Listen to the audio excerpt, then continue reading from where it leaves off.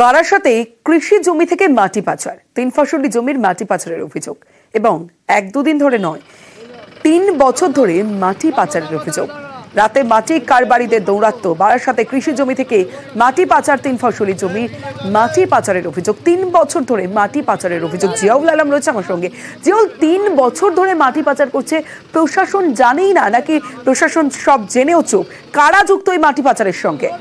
একদম, দেখো, এলাকার যারা প্রভাবশালী ব্যক্তি তারা এই মাটি কারবারের সঙ্গে যুক্ত এবং রাত বাড়লেই মাটি গাড়ির দাপটে অতিষ্ঠ এলাকার মানুষজন। এবং নতুন নতুন ভাবে গ্রামীণ রাস্তা হচ্ছে, সেই গ্রামীণ রাস্তার উপর দিয়ে কিন্তু এই ভারী ভারী ট্রাক্টর মাটির গাড়ি সেখান থেকে যাচ্ছে, ফলে রাস্তার রফা হচ্ছে। এবং এলাকার মানুষ যেটা অভিযোগ করছেন, এতটাই গাড়ির দাপট বাড়ে রাত বাড়লে, সেখানে রাতে গ্রামের পর গ্রাম কিন্তু ঘুমাতে পারেন না, ভয়ে আতঙ্কে থাকেন যে কোনো সময় যে কোনো বাড়িতে ঢুকে যেতে পারে এই ভারী ভারী গাড়ি। ফলে এলাকার মানুষ বারংবার প্রতিবাদ করেছে কিন্তু কোনো কাজ না হয়। গতকাল রাতেও সেখানে দেখা যাচ্ছে যখন মাটির গাড়ি যাচ্ছিল সেই সময় যেহেতু এখন মাধ্যমিক পরীক্ষা চলছে, ফলে মাটির গাড়ি দাপটে তারাও অতিষ্ঠ।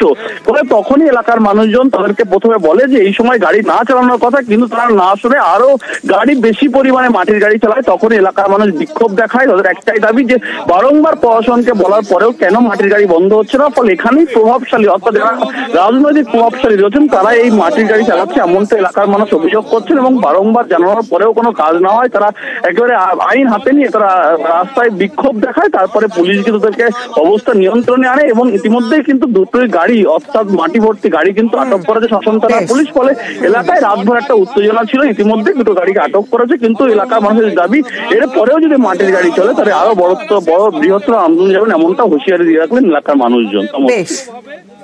রাত্রে মাটি পাচার হচ্ছে, জিসিবি ট্র্যাক্টর লাগিয়ে 407 লাগিয়ে আজকে আমরা 8-10টা ছেলে মিলে গাড়িকে আটকালাম। কিছু গাড়িওয়ালাকে বললাম যে তোমরা খালি গাড়ি যাচ্ছ, লোড গাড়ি যেন নিয়ে না আসবে। বলার পরে কিছু লোক আসলে মারবো হুমকুনি দিলে একটু চমকালে।